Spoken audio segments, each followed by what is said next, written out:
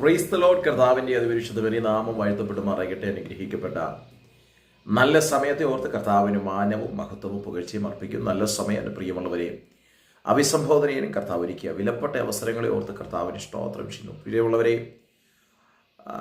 പിശാച് നമ്മെ നശിപ്പിച്ച് കളയാൻ, അവൻ്റെ തന്ത്രങ്ങൾ നമ്മെ ഇല്ലായ്മ ചെയ്ത് കളയാൻ പല വിധത്തിൽ പല വിഷയങ്ങൾ ആവിഷ്കരിക്കുമ്പോൾ അതിൻ്റെ നടുവിൽ അതിനൊന്നും നമ്മെ വിട്ടുകൊടുക്കാത്ത ഒരു വലിയ ദൈവിക സ്നേഹം നമ്മോട് കൂടെയുണ്ട്. ലൂക്കോസിന്റെ സുവിശേഷം 22-ാം അധ്യായം 31-ാം വേദഭാഗം ഇങ്ങനെയാണ് വായിക്കുന്നത്: ശീമോനെ ശീമോനെ, സാത്താൻ നിങ്ങളെ ഗോതമ്പ് പോലെ പാറ്റേണ്ടതിന് കൽപ്പന ചോദിച്ചു. അടുത്ത വാക്യം ഇങ്ങനെ വായിക്കുന്നു: ഞാനോ നിന്റെ വിശ്വാസം പൊയ്പോകാതിരിക്കുവാൻ നിനക്ക് വേണ്ടി അപേക്ഷിച്ചു. Praise the Lord. വളരെ പരിചിതമേറി അനുഗ്രഹിക്കപ്പെട്ടൊരു വചനഭാഗമാണ്. പ്രിയപ്പെട്ടവരെ, ഇന്ന് ഈ കാലഘട്ടത്തിലേക്കൊന്ന് കണ്ണോടിച്ചു നോക്കുമ്പോൾ പല വിധത്തിൽ നമ്മെ തകർത്ത് കളയുവാൻ, ഇല്ലായ്മ ചെയ്ത് കളയുവാൻ പിശാച് പല പദ്ധതികൾ ഒരുക്കുമ്പോൾ അതിൻ്റെ നടുവിൽ നാം നമ്മുടെ കഴിവോ, നമ്മുടെ മിടുക്കോ, നമ്മുടെ പ്രാപ്തിയോ, നമ്മുടെ വിദ്യാഭ്യാസമോ അല്ല നാം നിൽക്കുന്നത്. ദൈവത്തിൻ്റെ മഹാകരുണയാണ് നാം നിലനിൽക്കുന്നതിൻ്റെ പിന്നിൽ. ദൈവത്തിന് സ്തോത്രം.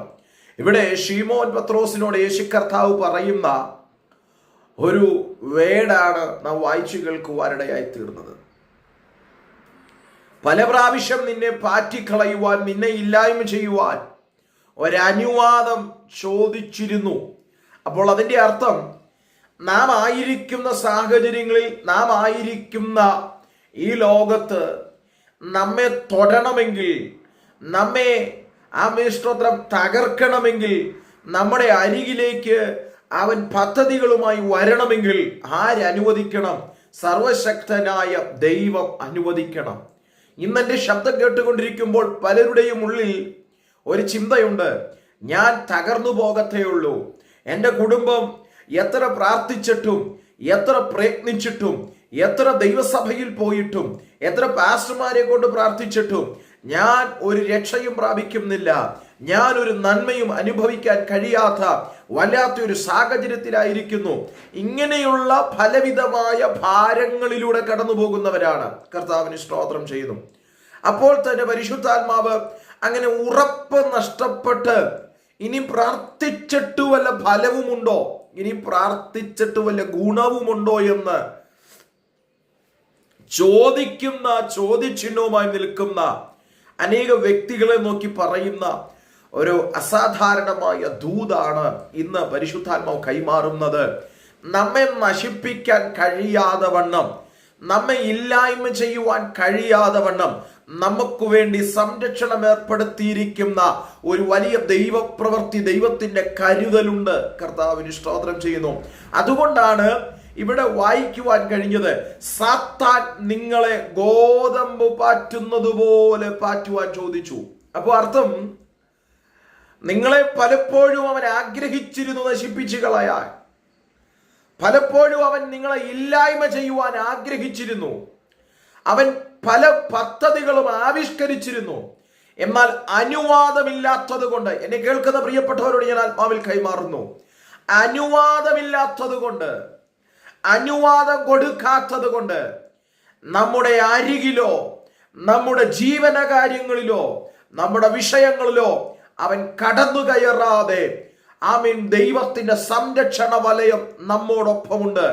ആരുമില്ല എന്നും, എന്നെ ആരും രക്ഷിക്കത്തില്ല എന്നും, എൻ്റെ പ്രാർത്ഥന ആരും കേൾക്കുന്നില്ല എന്നും പറയുന്ന ആരെങ്കിലും എൻ്റെ ഈ ശബ്ദം കേൾക്കുന്നെങ്കിൽ, എൻ്റെ പ്രിയമുള്ളവരെ, പല തവണ, ഒട്ടനവധി തവണ നിങ്ങളെ അല്ലെ എന്നെ നശിപ്പിച്ചു കളയാൻ അവൻ പദ്ധതികൾ ഒരുക്കിയതാ, അവൻ പ്ലാനുകൾ മെനഞ്ഞതാ.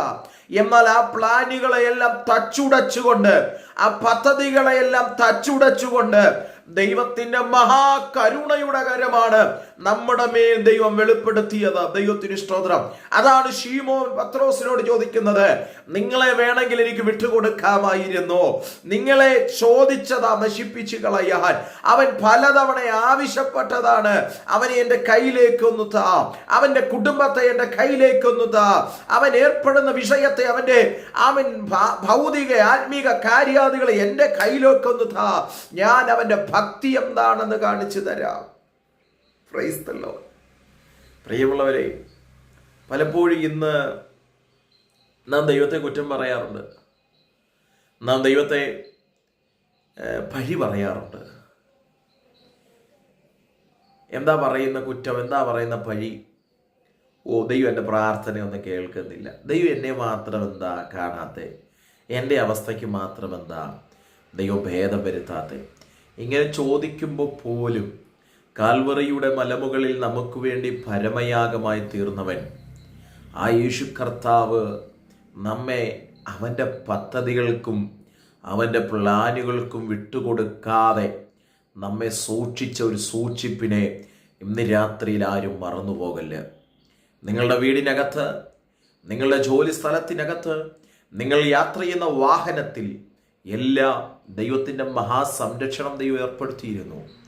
പൊടുന്തനവേ, നിങ്ങളൊരു നിത്യരോഗിയായി മാറാതിരിക്കാൻ, അങ്ങനെ പറയുമ്പോൾ ഒരു വലിയ രോഗത്തിനടിമയായിട്ടും നിങ്ങളെ ഈ ലോകത്തിൽ നിന്ന് മാറ്റപ്പെടുത്താതെ ദൈവ സൗഖ്യത്തിൻ്റെ കരമയച്ച് നമ്മെ വിടുവിക്കുന്നൊരു ദൈവമാണെന്ന് ദൈവം വെളിപ്പെടുത്താൻ പോകുക. രോഗം തന്നത് പിശാചല്ല, ക്ഷീണം വരുത്തിയത് പിശാചല്ല. സ്തോത്രം. ഈ ലോകത്തിൽ രോഗങ്ങളും ക്ഷീണങ്ങളും ഒക്കെ വരുമ്പോൾ ഒട്ടനവധി പേരുടെ ഹൃദയങ്ങളിൽ ഒരു ചോദ്യമുണ്ട്, ദൈവം മറന്നു കളഞ്ഞിട്ട് പിശാച് ഏർപ്പെടുത്തിയതാണ്. നോ, അങ്ങനെയല്ല. നമ്മെ സംരക്ഷിച്ചൊരു ദൈവത്തിൻ്റെ സംരക്ഷണമുണ്ട്. പ്രിയപ്പെട്ടവരെ, നന്ദിയുള്ളവരായി, ദൈവത്തോട് സ്നേഹമുള്ളവരായി എന്നും ഇരിക്കുവാൻ തയ്യാറാകണം. ഇവിടെ വായിക്കുന്നത്, പലതവണ നിങ്ങളെ ഗോതമ്പ് പാറ്റുന്നത് പോലെ പാറ്റേണ്ടതിന് അവൻ അനുവാദം ചോദിച്ചിരുന്നു. എന്നാൽ അതിനൊന്നും വിട്ടുകൊടുക്കാതെ ദൈവത്തിൻ്റെ കരം നമ്മുടെ മേൽ ചേർത്ത് നമ്മെ ആശ്വസിപ്പിക്കുവാനിടയായി തീർന്നു. ഇന്ന് ഈ സന്ദേശം കേൾക്കുമ്പോൾ ദൈവത്തിൻ്റെ സംരക്ഷണം എന്നോടൊപ്പമുണ്ട്. എന്നെ തകർക്കാൻ ഒരു പിശാചിൻ്റെ പദ്ധതികൾക്ക് കഴിയത്തില്ല, എന്നെ ഇല്ലായ്മ ചെയ്യാൻ ഒരു പിശാചിൻ്റെ പദ്ധതികൾക്ക് കഴിയത്തില്ല എന്ന് വളരെ പ്രാർത്ഥനയോടും ദൈവാശ്രയ ബോധ്യത്തോടും വിശ്വാസത്തോടും കൂടെ ആയിരിക്കുവാൻ നാം തയ്യാറാകണം. എന്ന് നാം ചിന്തിക്കേണ്ട ഒരൊറ്റ കാര്യമേ ഉള്ളൂ, നമ്മെ തകർക്കാൻ അവൻ പദ്ധതിയിട്ടപ്പോഴും, നമ്മെ ഇല്ലായ്മ ചെയ്യുവാൻ അവൻ പ്ലാനുകൾ ഒരുക്കിയപ്പോഴും നാം പോലും അറിയാതെ ഒരു സംരക്ഷണം സർവശക്തനായ ദൈവം നമുക്ക് വേണ്ടി വെളിപ്പെടുത്തി. അതുകൊണ്ട് ദൈവത്തോട് സ്നേഹമുള്ളവരായി, ദൈവത്തോട് പ്രതിബദ്ധതയുള്ളവരായി, വളരെ പ്രാർത്ഥനയോടെ, ദൈവാശ്രയ ബോധ്യത്തോടെ കർത്താവിൻ്റെ സന്നിധിയിൽ നമുക്ക് മുൻപോട്ട് പോകാൻ കഴിയട്ടെ എന്ന് ഞാൻ ആത്മാർത്ഥതയോടെ പ്രാർത്ഥിക്കുന്നു, ആശംസിക്കുന്നു. കർത്താവ് നമ്മെ ഈ വചനങ്ങളാൽ ഏവരെയും അനുഗ്രഹിക്കട്ടെ. God bless you. Thank you. Amen.